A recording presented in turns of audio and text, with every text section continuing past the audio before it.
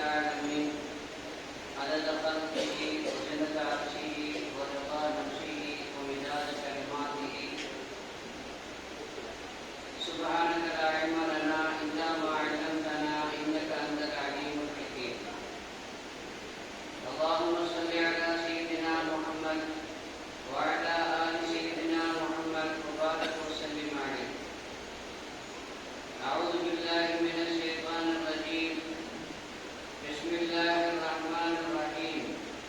طه ما أنزلنا عليك القرآن لتشقى إلا تذكرة لمن يخشى تنزيلا ممن خلق الأرض والسماوات العلى الرحمن على العرش استوى له ما في السماوات وما في الأرض وما بينهما وما تحت الثرى وإن تجهر بالقول فإنه يعلم السر وأخفى الله لا إله إلا هو له الأسماء الحسنى.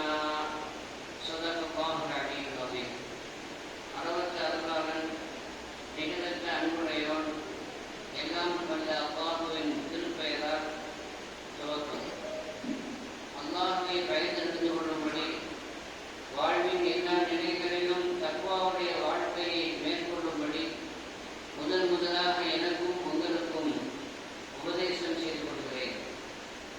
நாம் சூரா தாஹாவுடைய தஃசீரை அதனுடைய விரிவுரையை பார்த்து வருகிறோம். குர்ஆன் ஷரீஃபில் இப்பொழுது ஓதப்பட்ட சூரா தாஹாவுடைய 8 வசனங்கள் குர்ஆனை பற்றி பேசுகிறது, அல்லாஹ்வை பற்றியும் அது பேசுகிறது.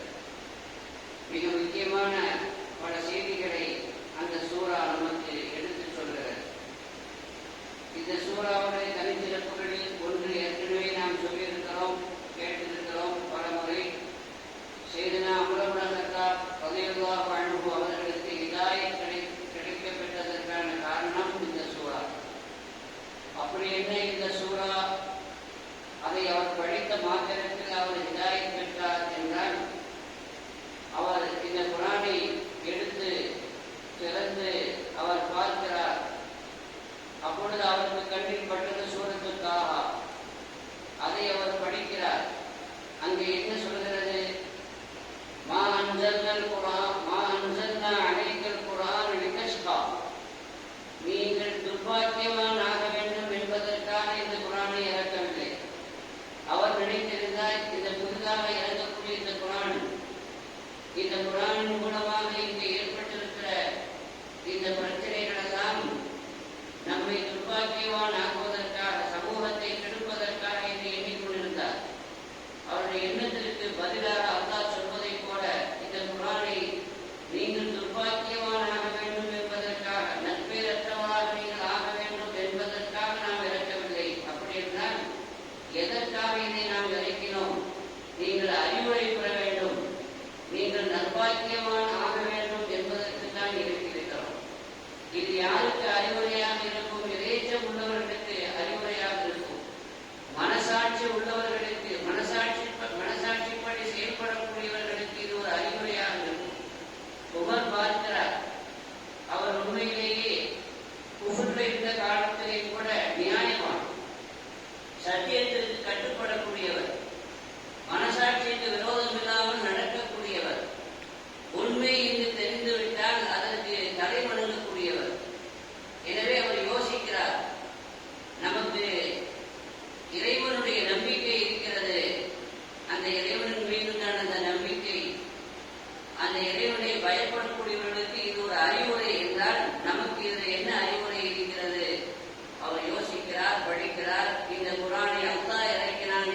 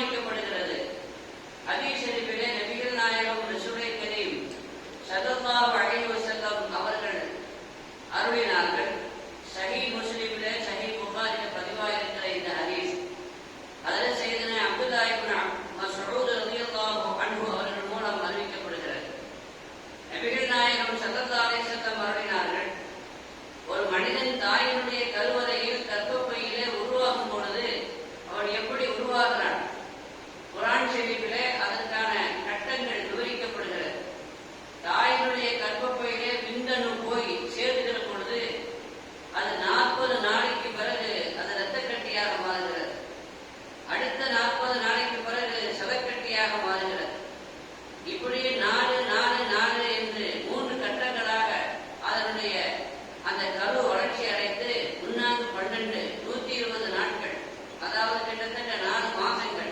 அந்த 4 மாதங்கள் ஆகிய பிறகு ரூஹ் ஊதப்படுகிறது. ரூஹ் ஊதப்பட்ட படுகிற அந்த நேரத்தில் ஒரு மலக்கு அந்த கர்ப்பப்பைக்குள்ளே நுழைகிறார். எதிர்கொள் மலக்கு, ஒரு மலக்கு நுழைகிறார். மலக்கு அந்த கர்ப்பப்பையிலே நுழைந்து இப்பொழுது இந்த கருவை, இந்த சிசுவை எப்படி தீர்மானிக்க வேண்டும் என்று அல்லாஹ்விடத்திலே கேட்கிறார். அல்லாஹ்விடத்திலே அவர் கேட்கிற முதல் கேள்வி அஷகியுன் அம் சஈதுன், இந்த குழந்தை, இந்த சிசு நற்பாக்கியவான் அப்படி தீர்மானிக்க வேண்டுமா, அல்லது துர்பாக்கியவானான குழந்தை பிள்ளை இது தீர்மானிக்க வேண்டுமா என்று அல்லாஹ்விடத்திலே கேட்கிறார். அல்லாஹ் பதில் சொல்கிறார். அல்லாஹ் என்ன பதில் சொல்கிறானோ அதை அங்கே எழுதப்படுகிறது. அடுத்து அவர் கேட்கிறார், இதை ஆணாக ஆக்க வேண்டுமா, இதை பெண்ணாக ஆக்க வேண்டுமா என்று அந்த மலக்கு அல்லாஹ்விடத்திலே கேள்வி கேட்கிறார். அல்லாஹ் பதில் சொல்கிறான். அந்த பதிலுக்கு ஏற்ப ஆண் அல்லது பெண் என்று தீர்மானம் அங்கு எழுதப்படுகிறது. அதற்கு பிறகு இது என்ன அமல் செய்யும், இதனுடைய நிகழ்வுகள் எல்லாம் எப்படி இருக்கும் என்று கேட்கப்படுகிறது. அதற்கும் அல்லாஹ் பதில் சொல்கிறார். இதனுடைய ஆயுள் எவ்வளவு கேட்கிறார். அல்லாஹ் பதில் சொல்கிறான். அதையும் அங்கே பதிவு செய்கிறார். இதனுடைய ரிசுக்கு எவ்வளவு என்று அந்த மலக்கு கேட்கிறார். அல்லாஹ் இவ்வளவு ரிசுக்கு என்று பதில் சொல்கிறான். அதையும் அங்கே பதிவு செய்யப்படுகிறது. கர்ப்பப்பையில, தாயினுடைய கருவறையில அந்த சிசு உருவாகும் பொழுதே இந்த விஷயங்கள் தீர்மானிக்கப்பட்டு விட்டது. இது நற்பாக்கியவான குழந்தை அல்லது துர்பாக்கியவான குழந்தை, இது ஆண், இது பெண், இதனுடைய ரிசுக்கு எவ்வளவு, இதனுடைய ஆயுள் எவ்வளவு, இதற்கு எத்தனை மூச்சு, ஒரு மூச்சு கூட குறையாது. நிர்ணயிக்கப்பட்ட அந்த மூச்சு முடிகிற பொழுது இந்த உலகத்தை விட்டும் அது விடைபெற்றுவிடும். அதே மாதிரி எவ்வளவு ரிசுக்கு, அந்த ரிசுக்குல ஒரு சிறிய அம்சம் கூட குறைக்கப்படாது. ஒரு சொட்டு தண்ணீர் அது ரிசுக்குல, அதனுடைய ரிசுக்குல எழுதப்பட்டிருந்தால் அது குடிக்காமல் அது மரணமாகாது.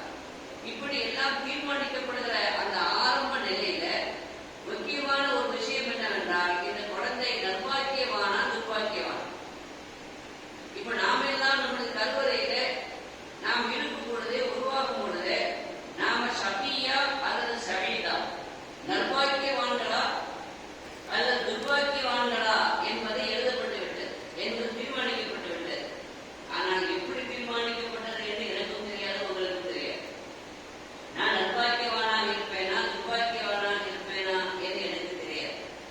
ஆனால் நபிகள் நாயகம் ஸல்லல்லாஹு அலைஹி வஸல்லம் சொன்னார்கள், நற்பாக்கியவான் யாருன்னா சொர்க்கத்திற்கு போகக்கூடியவன் நற்பாக்கியவன், நரகத்திற்கு போகக்கூடியவன் துர்பாக்கியவான். இப்ப நான் சொர்க்கத்துக்கு போவேனா நரகத்துக்கு போவேனா தெரியாது. ஆனால் நம்முடைய வாழ்க்கை அதை தீர்மானிக்கும். நாம் எப்படிப்பட்டவர்களாக இருக்கிறோம், சொர்க்கவாசியாக இருக்கிறோமா நரகவாசியாக இருக்கிறோமா,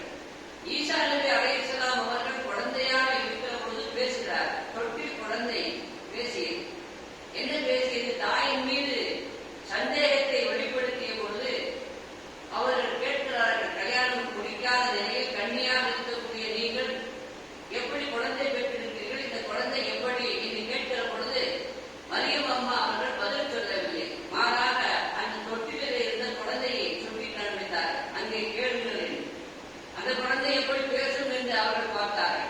அந்த குழந்தை, தொட்டில் குழந்தை பேசியது, இங்கே அப்துல்லா, நான் அல்லாஹ்வுடைய அடிமை என்று பேசத் தொடங்கியது. அப்படி பேசத் தொடங்கிய பொழுது அந்த குழந்தை ஈசா நபி அலைஹிஸ்ஸலாம் அவர்கள் சொன்னார்கள், எனது ரப்பு எனக்கு பல நன்மையான விஷயங்களை, நல்ல விஷயங்களை வலியுறுத்துகிறான்.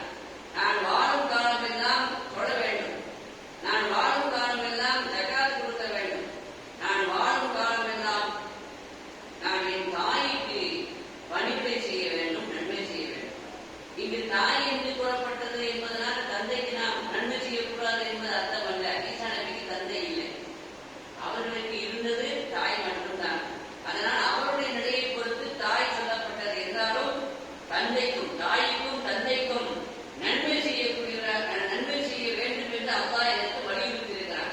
அப்படி சொல்லும் பொழுது சொல்கிறார்கள், சக்தியா, அல்லாஹ் என்னை துர்பாக்கியவனாக ஆக்கவில்லை, அகம்பாவம் உடையவனாகவும், ஜப்பாரன் அகம்பாவம் உடையவனாகவும் ஆக்கவில்லை, துர்பாக்கியம் உடையவனாகவும் அல்லாஹ் என்னை ஆக்கவில்லை என்று சொல்கிறார். அப்படி என்றால் தாய்க்கு நன்மை செய்யக்கூடியவர்கள் யாரு? அகம்பாவம் உடையவர்கள் பெற்றோர்களுக்கு என்ன செய்ய மாட்டாங்க? துன்பம் செய்ய மாட்டார்கள். அகம்பாவம் இல்லாதவர்கள், பணிவுள்ளவர்கள் தான் தாய் தந்தையர்களுக்கு நன்மை செய்வார்கள். அதே போல துர்பாக்கியவான்கள் தாய் தந்தையர்களுக்கு என்ன செய்ய மாட்டாங்க? நன்மை செய்ய மாட்டாங்க. ஒரு மனிதன் தாய் தந்தையர்களை கவனிக்கல, அவர்களை அவன் வேட்பாளருக்கு விட்டு விட்டான். சின்ன குழந்தையாக இருக்கிற பொழுது கஷ்டப்பட்டு கருவிலை சுமந்து வளர்த்து ஆளாக்கி, அதற்கு பிறகு தந்தை அவருக்காக வேண்டி கஷ்டப்பட்டு பாடுபட்டு படிக்க வைத்து எல்லா வகையான உயர்வுக்கும் காரணமாக இருந்த அவர் பிள்ளைகளுக்காக வேண்டியே வாழ்ந்தார், தியாகங்கள் செய்தார், பல கஷ்டங்களை அனுபவித்தார். அப்படிப்பட்ட தாயும் தந்தையையும் வயதான பிறகு, அவங்க வயதான பிறகு, இவனுக்கு கல்யாணம் எல்லாம் ஆன பிறகு இவன் அந்த தாயையும் தந்தையும் உதாசீனம் செய்யக்கூடிய ஒரு அவலநிலை ஒரு இடத்தில் இருந்தது என்றால்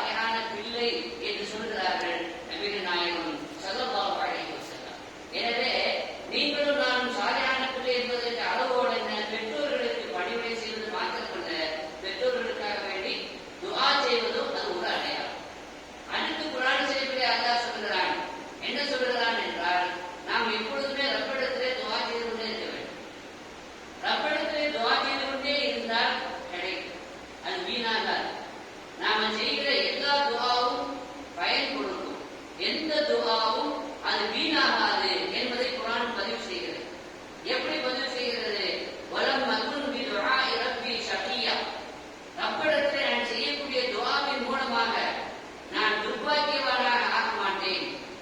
நான் அதாவது அல்லாஹ்விடத்திலே தொடர்ந்து பிரார்த்தனை செய்து கொண்டிருப்பதன் மூலமாக வீணாகி போய்விட மாட்டேன்.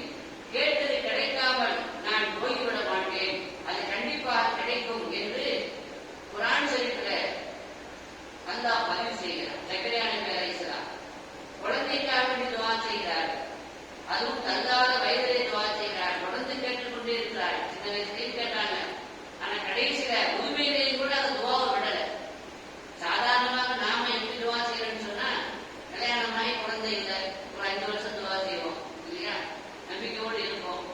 10 வயசு ஆனா கூட 10 வருஷம் ஆயிடுச்சுன்னா கூட கொஞ்சம் நம்பிக்கை குறையும். ஆனாலும் துஆ சொல்ல மாட்டோம். அதுக்கு பிறகு குழந்தை பிறக்கிறேன்னு சொன்னா நம்ம என்ன செய்வோம்? ஒரு முடிவுக்கு வந்துருவோம். இது நமக்கு என்ன செய்யாது? குழந்தை பிறக்காது. நாமளே முடிவுக்கு வந்து துஆ செய்ய மாட்டோம். அப்படின்னா என்ன அர்த்தம்? நீ அந்த முடிவுக்கு வந்து துஆவை விட்டா இருந்தால் உனக்கு குழந்தை பாக்கியம் இல்லைன்னா. ஆனால் அப்படி இல்லாம 10 வருஷம் ஆனா என்ன, 20 வருஷமானால் என்ன, 30 வருஷமானால் என்ன, 50 80 வருஷமானாலும் கூட அந்த நம்பிக்கையோடு கிடைக்கும் என்ற அந்த நம்பிக்கையோடு துஆ செய்து கொண்டிருந்தால் நிச்சயமாக குழந்தை கிடைக்கும் என்பதுதான் ஜக்கரியா நபி அலைஹிஸ்ஸலாமுடைய அந்த பிரார்த்தனையை குர்ஆன்ல எல்லாம் பதிவு செய்கிறாங்க. அவங்களே சொல்றாங்க, எனக்கு நரைத்து விட்டது, எனக்கு வளையம் ஏற்பட்டு விட்டது, தலையிலே நரையும் ஏற்பட்டு விட்டது, உடலால் நான் முடியாதவனாக இயலாதவனாக ஆகிவிட்டேன். இவ்வளவு தளர்ச்சி அடைந்த நிலையிலையும் பலவீனமான நிலையிலையும் நான் உன்னிடத்தில் துஆ செய்கிறேன். எனக்கு ஒரு வாரிசை கொடு, ஃபஹபிலி மின் லதுன்க வலியை என்று சொல்லி எனக்கு ஒரு வாரிசை கொடு என்று துஆ செய்கிறாங்கன்னு சொன்னா